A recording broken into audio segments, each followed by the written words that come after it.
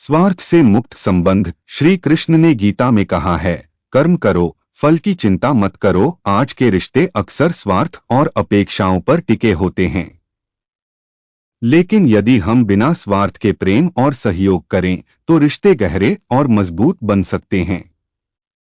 2 विश्वास का महत्व। श्री कृष्ण ने अर्जुन को यह सिखाया कि विश्वास सबसे बड़ी शक्ति है। आजकल रिश्तों में विश्वास की कमी रिश्तों को कमजोर बनाती है।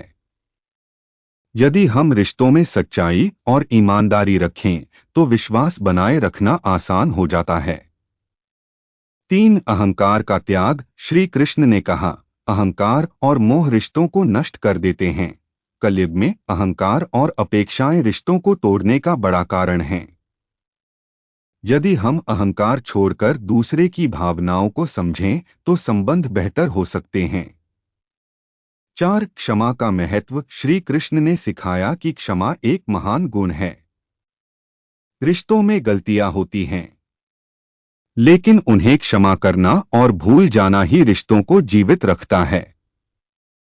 5 त्याग और सेवा। श्री कृष्ण ने अपने पूरे जीवन में त्याग और सेवा का संदेश दिया। रिश्तों में यदि हम निस्वार्थ भाव से सेवा करें और एक दूसरे की मदद करें तो रिश्ते और मजबूत बनते हैं। 6 स्वार्थ और दिखावे से दूर। आजकल रिश्ते दिखावे और भौतिक सुख पर निर्भर हो गए हैं। श्री कृष्ण कहते हैं, सच्चे रिश्ते हृदय से जुड़ते हैं, न कि बाहरी आडंबर से। 7 धैर्य का महत्व। श्री कृष्ण ने अर्जुन को यह सिखाया कि धैर्य हर समस्या का हल है। कलयुग में रिश्तों में धैर्य की कमी रिश्तों को कमजोर कर रही है।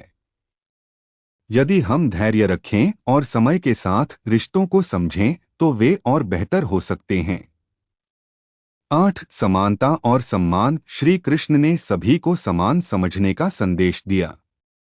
उन्होंने कहा, सबकी आत्मा समान है।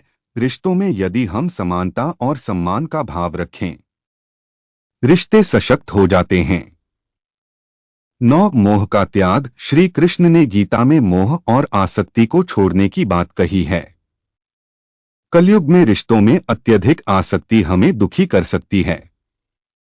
रिश्तों को स्वतंत्रता और प्रेम के साथ निभाना चाहिए।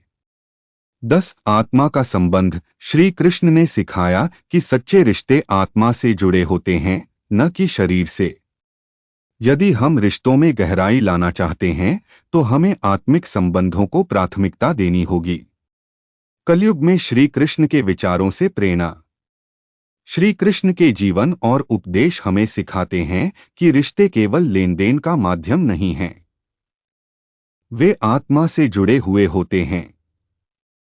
अगर हम इन रिश्तों में सत्य, प्रेम, सेवा, त्याग और विश्वास को स्थान देंगे तो कलयुग के इस युग में भी रिश्ते स्थायी और मधुर बन सकते हैं। जो व्यक्ति दूसरों की भलाई में अपनी खुशी ढूंढ लेता है, वही सच्चे रिश्तों की कीमत। कभी इसका दिल रखा, कभी उसका दिल रखा, इस कश्मकश में भूल गए कि खुद का दिल कहां रखा। दोस्तों, इस दुनिया में लोग वैसे नहीं होते जैसा आप उन्हें समझते हैं। यहां लोग चेहरे पर नकाब लगाकर घूमते हैं। जीवन में अगर कोई आपको धोखा दे या परेशानी दे तो उसकी परवाह ना करें और आप खुद भी दुखी होना बंद करें, बल्कि उससे कुछ सीख लें। यहां हर इंसान खुद को अच्छा दिखाने की कुछ भी कोशिश करता रहता है, लेकिन इस कलयुग में अच्छा बनने की कोशिश कोई भी नहीं करता। दोस्तों, एक समय की बात है, एक गांव में एक किसान अपने परिवार के साथ रहता था और वो बहुत ही नेक विचारों वाला व्यक्ति था। उसकी एक बेटी भी थी जो विकलांग थी। किसान और उसकी पत्नी दोनों अपनी बेटी को विकलांग देखकर बहुत दुखी होते थे। उन्होंने अपनी बेटी के पैर का इलाज भी करवाया, लेकिन कोई फायदा नहीं हुआ। इसलिए किसान और उसकी पत्नी दोनों अपनी बेटी की सेवा करते, उसके पैरों की मालिश करते और उसे अपने हाथों से खाना खिलाते थे। किसान ये सोचकर चिंतित था कि उसके बाद उसकी बेटी का क्या होगा, उसकी देखभाल कौन करेगा। किसान के गांव के पास ही दूसरे